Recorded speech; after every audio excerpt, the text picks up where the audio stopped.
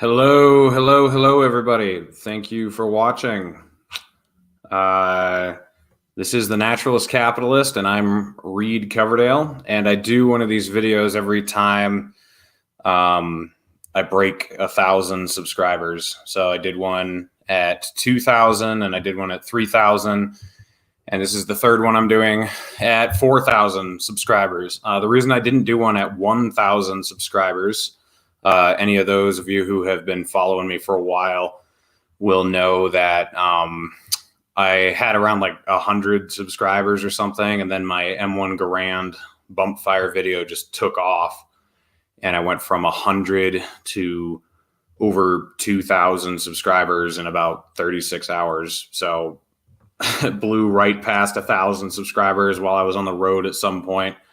And I think I did a load up to Montana, so I got back a few days later, and I did a video at 2,000 subscribers. But the distance between, or the time gap from 2,000 to 3,000 was much longer than 3,000 to 4,000. I think 2,000 was last July, and I didn't hit 3,000 until February 16th is what I just looked it up. That was when I hit 3,000. And today it's April 23rd, and I'm at 4,000. So I just wanted to thank everybody for subscribing. It's been a wild ride.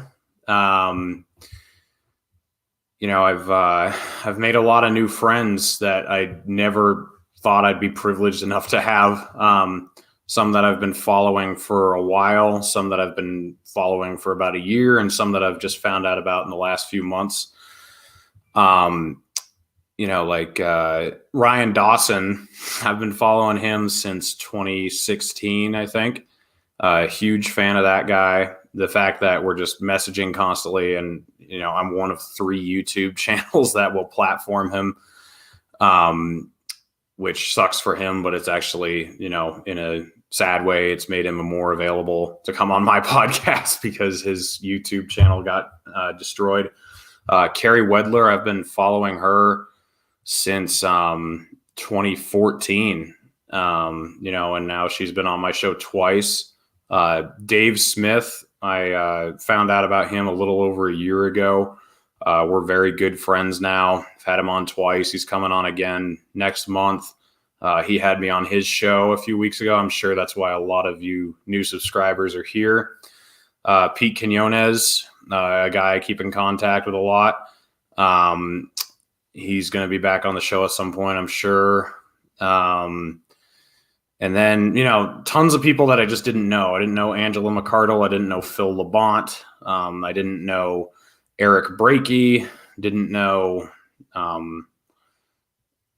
Hannah Cox. You know, like there are tons of people that I didn't even know about that I've been very honored to be able to meet and to have on my show and have deep conversations with. And I really want to give a shout out to all these people for being willing to come on the show, because some of them came on when I was pretty much nobody still, like Larry Sharp, Spike Cohen, you know, who else? Kim Iverson, Ryan Dawson, I've already mentioned him. But these people basically made my channel as popular as it is. I would not be anywhere near where I am now without them. It's you, Bert. You're the most handsome libertarian, at least from the pictures that I've seen of you so far. Yeah, guys, if you have any part of this was I was going to do a little monologue and then I was going to answer questions. So I just answered Bert's, but throw them in there and I will answer them. I'm just going to talk for a little bit, and then once we got a few questions lined up, we'll start answering them. But Matt, ask me anything you want. If I know how to answer it, I will. But I did want to say that most of you guys, or maybe not most of you guys, but a lot of you guys know me as the Liberty Uniter. That was what I was on Twitter for a couple months, because I saw all this infighting over pretty dumb shit. And to me, the problem isn't debating or disagreeing. I think that's natural and that's good. I actually encourage that because there's nothing I hate more than group thought and brainwashing. But if you're making someone who agrees with you on like 96% of the issues and you disagree on some cultural shit or something, and you're turning him into your enemy and demanding that he or she be removed from the liberty movement and doesn't represent libertarianism, that's toxic. That's dumb. I talk about controversial stuff all the time, and I talk about stuff where I disagree with other libertarians all the time, but I never suggest that they should be removed from the movement or that they're not real libertarians or anything like that. That's what's got to go. But before I was ever deemed the Liberty Uniter, I was the naturalist capitalist. And I'd been thinking about starting a show really for a couple years. And I had, I was into politics a little bit, but it was more philosophy. That type of stuff really interests me a lot. But then with everything that's happened over the last couple of years, 2019, 2020, 2021, it's just, philosophy is on the table, but politics just takes the front seat all the time. It's just nuts. And I left New Hampshire, where I used to live and work, and I moved out west because I wanted to get a truck driving job, and driving truck in the East is not fun. Lots of low bridges, lots of tight corners. Out here, it's just way easier, and the scenery is way nicer too. But I had a lull in between jobs because of the coronavirus. So it was the perfect opportunity to start the show. So I did in May of last year. I just had my 100th episode a couple days ago, and I shot it with Michael Gorecki, who's my good friend who sort of helped me kick the show off. He's been on the show a lot. Any of you who have been around for a while, you'll know who he is.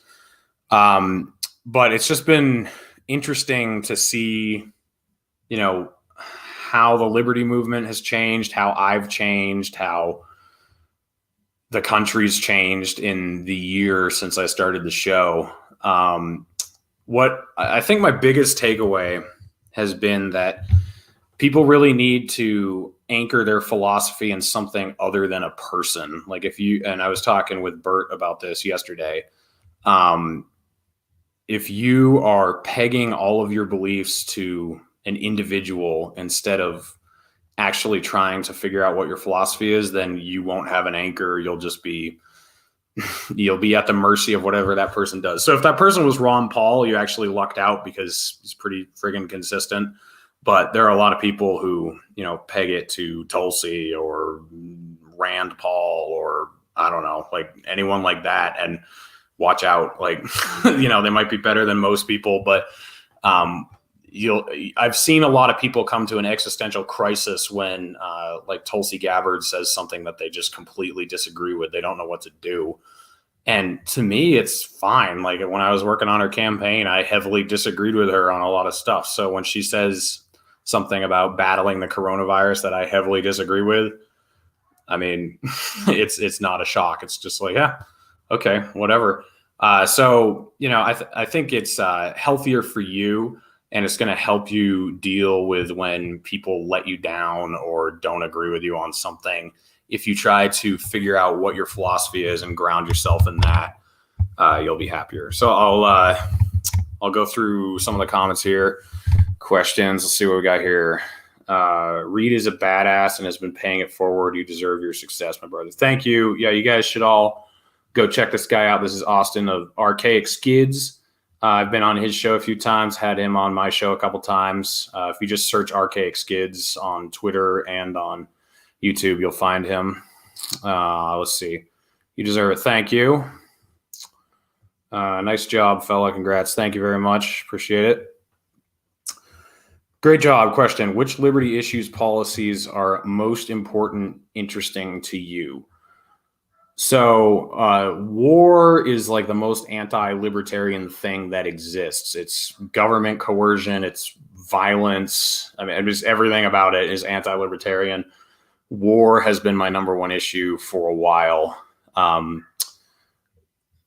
So I would say in general that is, but something that like personally gets me riled up is the police and like insane border security, because those things are just, I mean, I used to be a pretty hardcore right winger, and it was the cops initially that a bunch of run-ins I had with the cops that made me start hating the police. And then similar things happened with the border patrol. And I think there's nuance to border security with like private borders, open borders, Ellis Island, like whatever. But the draconian, I mean, the what's the right word to use there?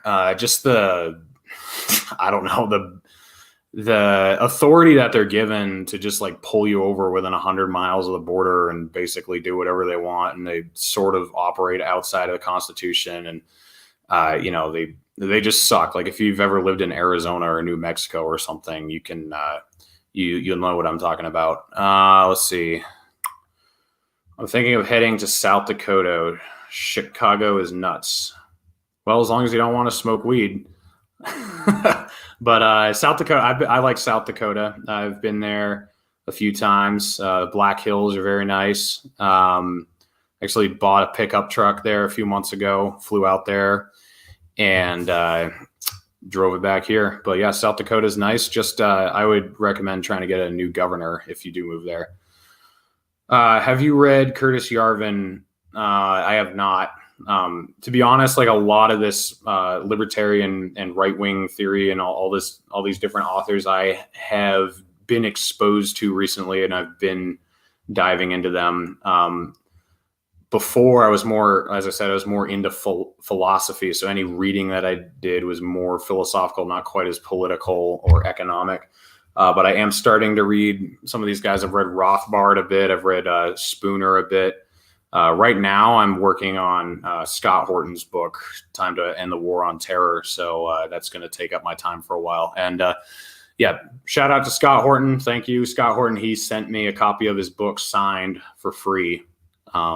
So that's the one I'm working on right now. Question. Do you support or condemn the somewhat recent Kentucky Libertarian Party tweet that stirred up dust? Was it helpful or harmful?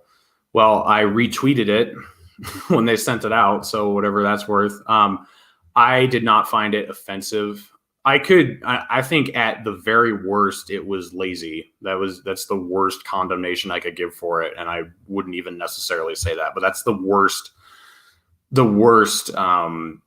verdict I think you could arrive at over that tweet. I don't think it was anti-Semitic or racist, or maybe it was a little bit alarmist, but I think that attention drawn to vaccine passports is a good thing. Anyone who's been following me on Twitter or here knows that I've been railing against them really hard. So I'd say overall helpful. War, what is it good for? Military contractors, weapons contractors, terrorist organizations. That's about it. Non-aggression principle, does it support intellectual property? Ooh. So I don't feel comfortable saying whether or not the non-aggression principle supports intellectual property. I don't personally. I think it's bullshit. I think if we're going to have it at all, there should at least be some sort of expiration date or something, especially with medicine. I mean, that's just fucked up. That's why our pharmaceutical system is so screwed up, and why they can make so much money, and why you have to buy an EpiPen for like $800 here, but you can buy one for, $12 in another country. So I am personally against intellectual property. I don't think I have the authority to say whether or not the non-aggression principle does or doesn't, but I'm against it personally. New Mexico is shitty. Yeah, there's some nice parts of New Mexico. But yeah, I was down there a couple weeks ago, and I forget how free Utah is actually in comparison, at least with the coronavirus stuff. You guys are still hardcore into it down there. 200 miles. That's why I didn't move with the Free Staters. I'm assuming you're talking about Border Patrol. I think it's 100 miles, but it could be 200 miles. I could be wrong about that. I know that all of New Hampshire, as you're pointing out to, is under that jurisdiction because Canada and the Atlantic Ocean. But yeah, I don't know. It might be 200. Anyone can look that up right now if they want. I think it's 100. I forgot about the weed thing. LOL. Yeah. Well, I mean, yeah, if you guys, she's, I don't know, she was good on the lockdowns, but I think people, they tend to glorify people who oppose one bad thing and then they just kind of forget about the other stuff. And I understand it in these times, but yeah, I don't know. I'm not a fan of her. Don't bother reading Curtis Yarvin. Just listen to his 2 appearance on Unregistered with Thaddeus Russell. All right. Good advice. I'll start with that at least. Lysander Spooner. Yeah. So this has been a recent journey for me. So you guys can go. I mean, I've only deleted 1 episode because the guy who came on with me asked me to take it down. And I'm still friends with that guy. He's a great guy, but he didn't want that episode up anymore. So they didn't have that many views and he didn't sign a contract or anything before it. So I just took it off for him. I don't remember what number it was, but every other episode is still up. So you can go watch my political journey. I think there's 1 episode where I'm sort of critical of Dave Smith at one point. Go watch episode 69 where Dave Smith comes on the show with me, Jeremy, and David. I'm sure a lot of you saw that because that's where I got a lot of subscribers from. It got over 8,000 views. It was very eye-opening to us. Anyway, you'll see my opinion on a couple things shift throughout time the more I learned, but specifically when it comes to anarchy and taxation, it's something that I slowly moved on. I had Dan Berman on my show. I don't remember what episode it is, but you can find it. And in that show, I'm basically admitting to him, like, yeah, this anarchy stuff sort of makes sense. Like taxation sort of is theft. And I think a couple other times I said, like, I'm not an anarchist, but I would prefer no government to this government we have. And that slowly just evolved, I'll say, not devolved, but evolved into becoming an anarchist. So at this point, the way I would describe my view on anarchy is I just have come to the realization that government is not a tool for fixing anything and that it's an immoral way of trying to live. So it's not that I have all the answers figured out in my head. It's just that I've realized government is not the solution. And I've had help. People have pushed me there. And shout out to Magnus Panvidya, Spike Cohen, Dave Smith, Kerry Wedler, Dan Berman. Probably missing somebody's name in there. But it's a journey I've made with a couple other people. Clint from Liberty Lockdown, he's had a very similar journey over the last year. I think Austin of Archaic Skids has had a similar journey recently. It happens. You can also thank the government for that. They've definitely pushed me that way hard. All right. The legislature passed it. She vetoed it. It will happen. I'm assuming this is talking about Kristi Noem in South Dakota. Yeah. I mean, I think she successfully overturned it with a lawsuit. It wasn't even just vetoing it. I think it was out of control of her veto and they had to overturn it. So yeah, she kind of sucks. She's kind of authoritarian. Cool. Thanks. Appreciate the response. You got it, man. Locate in Nevada or South Dakota or Florida. Either. Definitely not Florida. I mean, it depends on what you like. I would never live in Florida.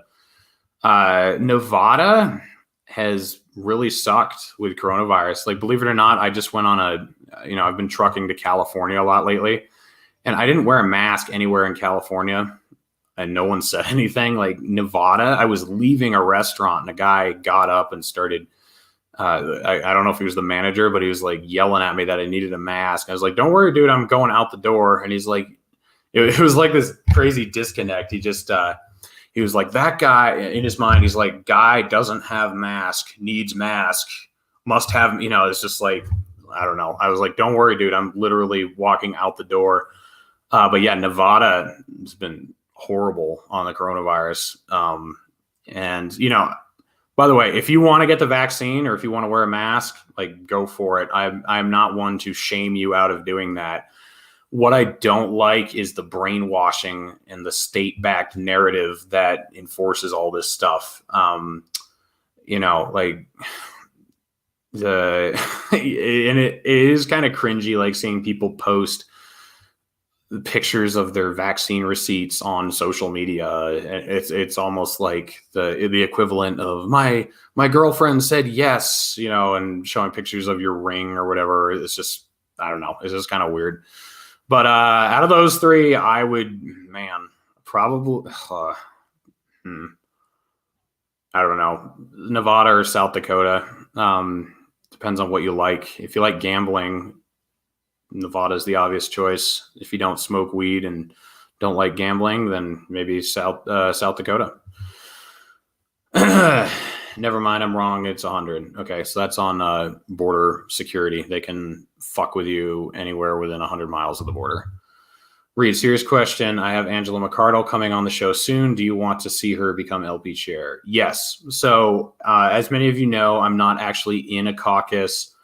But I do want to see Angela McArdle as the chair. I really like her. I've had her on my show, and she doesn't bring the stupidity that some people in the Mises caucus bring. Like some people in the Mises caucus are just like straight up autists. They're just so, they're just they're just like chest beating morons.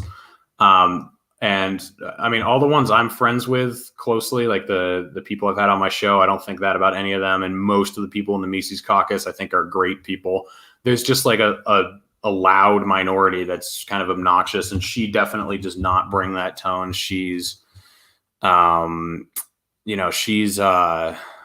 she's very sensible. I think that she understands like the balance between pragmatism and radicalism, which doesn't mean moderating your message. A lot of people confuse pragmatism with being moderate. I think she gets it. I think she understands like the important issues that we need to focus on right now. I don't necessarily have anything against Joseph Bishop Henchman, but he just hasn't impressed me at all. So, I definitely support Angela for chair. John Molnar, congrats on 4,000, bruh. Hey, thanks, man. It's been a good journey with you over these last, I've almost known you for a year now, but I'm going to have to get you back on the show again. I don't know if you've left Utah yet, but if you haven't, we ought to grab a drink sometime. So send me a message.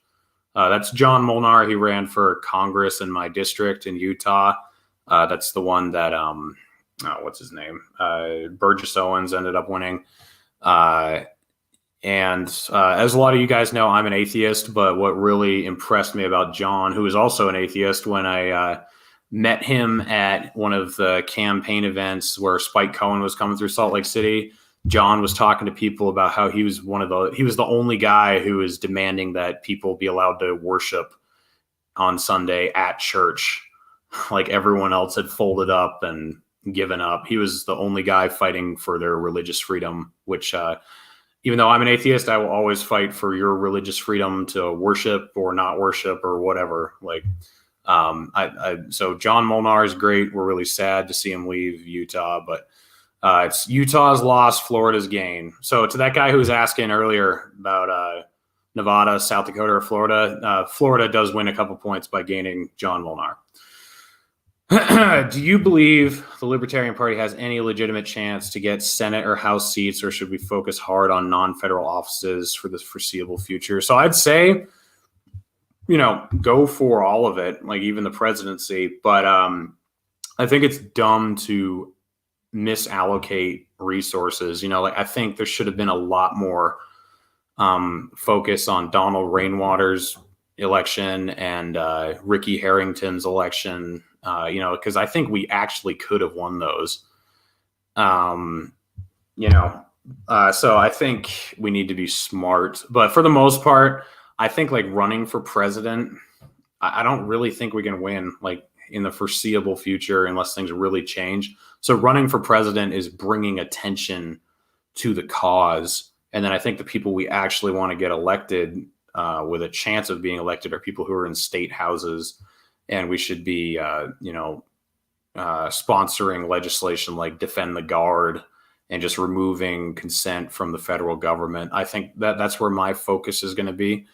But that doesn't mean you rule out everything else. I think going for all of it's good, and then just being smart about, where you put the resources and the energy. Wouldn't think Nevada would be like that. I know Nevada is the lawless state, right? I mean, that's why Vegas is right there, because it's businessmen who are trying to escape all the regulations in California. So you'd think Nevada would be like a safe haven for COVID regulations, but negative.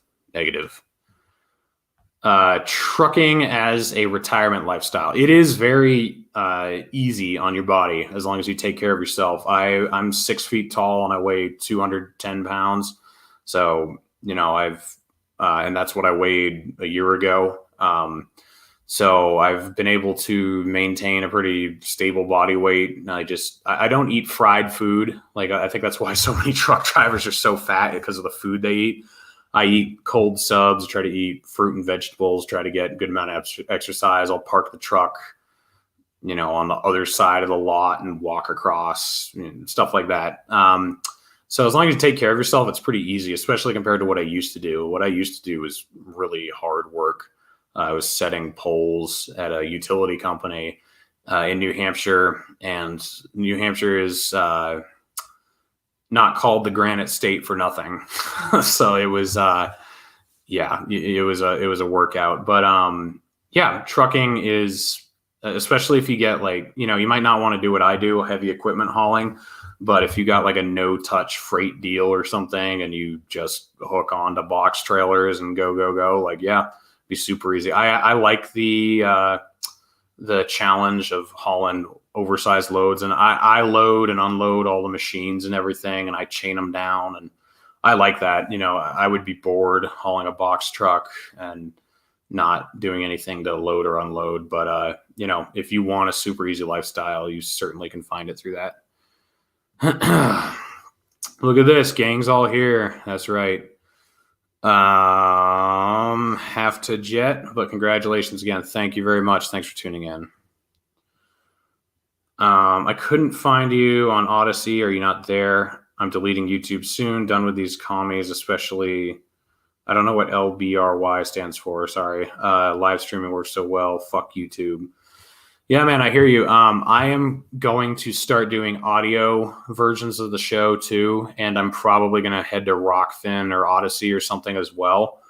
I just haven't felt like I'm big enough to justify doing that yet, but I'm starting to get the attention that I probably will do that, and I might start looking for some sort of sponsors too. Because I'm getting a lot of views now, so I might start looking into something like that.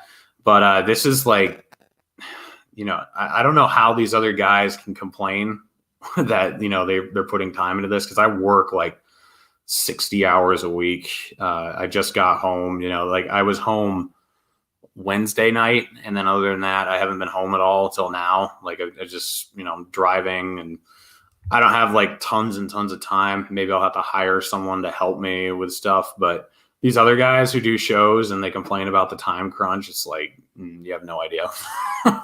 Especially, I mean, some of them are very busy, but some people, barely have a part-time job, and they're living in their parents' basements, and they're making videos, and they think I've got it tough. I can deal with mask guy while not paying income tax. There you go. Well, I guess Nevada's actually, I don't know if Nevada doesn't have an income tax. Maybe you know that. I don't.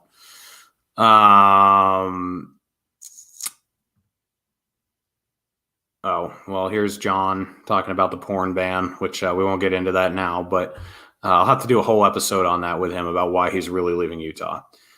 You continue to impress me with your sensible stances. Thanks, man. Wishing you 4,000 more and beyond. Well, thank you. I have just been myself this whole time, and it took a while to really get going. But you can look around and see people who try to ride different waves of popularity and tailor their message to certain people to try to gain publicity. And I'm not impressed by that. As I said, like, you can go back and watch my videos, and some of my opinions have shifted a bit, but for the most part, they've remained pretty consistent. And you can tell that I'm just telling you what I think. And I don't make any money off the show right now. I've been under review for monetization for like 2.5 months, and they still haven't approved me or declined me. But I'm sure I'm going to get declined just because of the people I've had on here. But, if I can get Ryan Dawson on a platform, I'm doing a service that's better than me getting some money. So I'd rather do that, or, talk about stuff that, other people don't want to talk about. Okay. Library, blockchain, decentralized social media video. Okay. Yeah, no, I mean, I don't have anything on any other platforms yet. I plan on doing that soon. Definitely do an audio podcast. Yeah, I will once I have time, like once I have a weekend off or something. This is, I'm actually moving out of this apartment this weekend. I've got another apartment that's just a lot cheaper.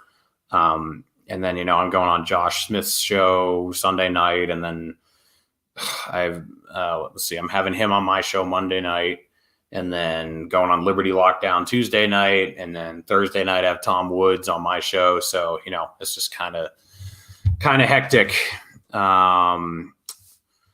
But yeah, it's been a good go of it so far. I've really enjoyed it. I've learned a lot. This might sound kind of arrogant, but I am used to being the smartest person in the room. And I'm sure a lot of you guys are too, because if you care about this stuff, you're in a tiny percentage of the population. And if you know anything about it, you're in an even smaller percentage. So, if you're just out and about or at a bar or at work or something talking about this stuff, you probably know more than almost everybody else that you're talking to. It's been very humbling and revealing to me to have like Scott Horton on and talk about foreign policy and just realize how little I know about it. There's some just geniuses that I've talked to. I'd consider the guy I had on yesterday, Bert, like that guy knows a lot more than I do, I would say. Carrie Wedler, she's a genius. Pete Quinones, just people like that. Having conversations with them really just kind of puts things in perspective. And it goes back to just being grateful that these people have been willing to come on the show and talk to me, just a random truck driver who cares about stuff. I think the thing to take away from that is, if I can pay attention and if I can put out content, working 60 hours a week and with the limited resources I have, then you can do it too. So, I try to be the ambassador to the working class for libertarianism, and I can bring these people on my show and they can talk about things, and I can kind of talk about them in a blue collar way that other people understand or something like that. I don't know.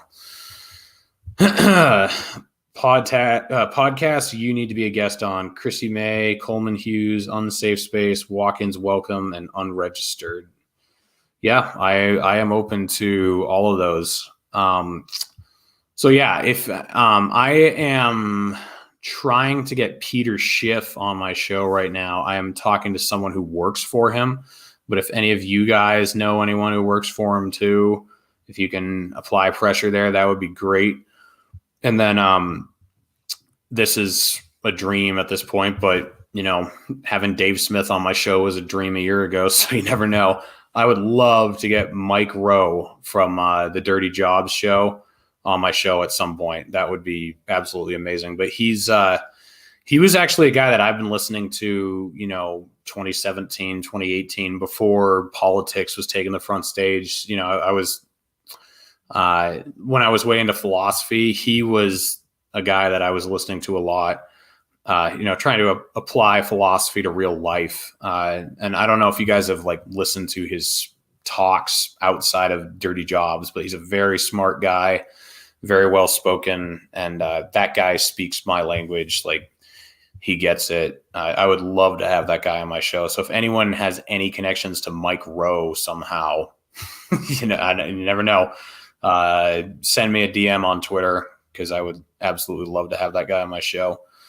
But yeah, I guess I'll start wrapping it up here. Thanks again to everybody for subscribing. Just keep sharing. Oh, I got a comment here. Let's see. Mike Rowe, if you need help with an introduction, let me know. Send me a DM. Okay, cool. Awesome. Send me a DM on Twitter. Yeah, just thanks for the subscriptions. Keep sharing the videos, keep liking them. The Twitter to YouTube pipeline does not exist. I mean, it is like pulling teeth trying to get your followers on Twitter to just press the subscribe button on YouTube, even though they don't have to watch the videos. If they subscribe, just like press the button and add to the numbers.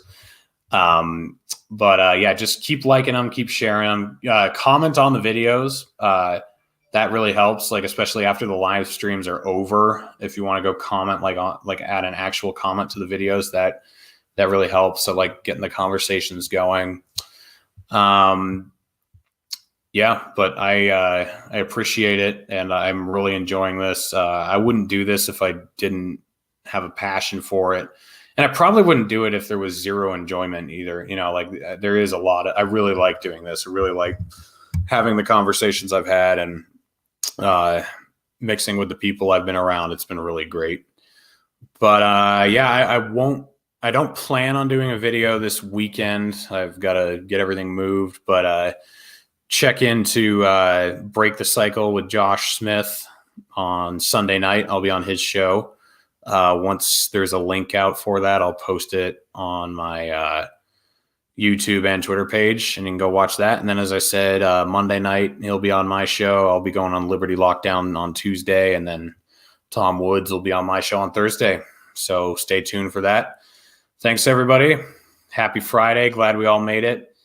4,000. Let's, you know, as I said at the beginning of this video, the time gap between 3,000 and 2,000 and 3,000 was like, I don't know, 10 months or something. And now we're talking like a month and a half from 3,000 to 4,000. So let's keep up the momentum, you know, so I can get banned faster.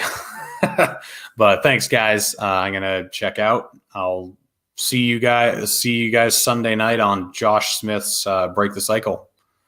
Catch you later.